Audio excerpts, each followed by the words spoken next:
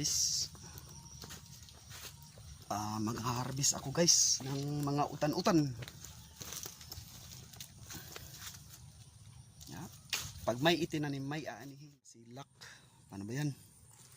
Diyan ako mangunguha ng utan guys. Hatod guys ni Kuya Jongjong, ang bayad guys is utan. Kana pay palito na to guys, kinilo libre radri guys. Hacienda. Si guys, samahan nyo ako. Ito palang kuan guys, tag-iya guys no, si Kuya Jongjong. Lisod po ko di pobre guys. Basta pobre guys, mangayo na lang kay way pang palit. Kaya ito guys, namaraig ta. May na lang maka ulam-ulam din. Yan pa yung babayaran natin, yung talong guys, I think 60 ang kilo. Yung upo, di ko alam. Di kami masyadong nagluluto ng upo, pero yung talong guys halos dili.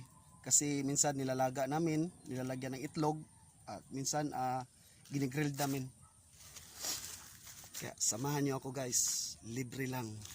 May dalawang utan guys, kaya nagpatod, hadlok og itugan guys, kaya chicks guys.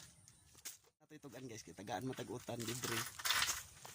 Okay guys, pasok sa Hacienda di Jongjong.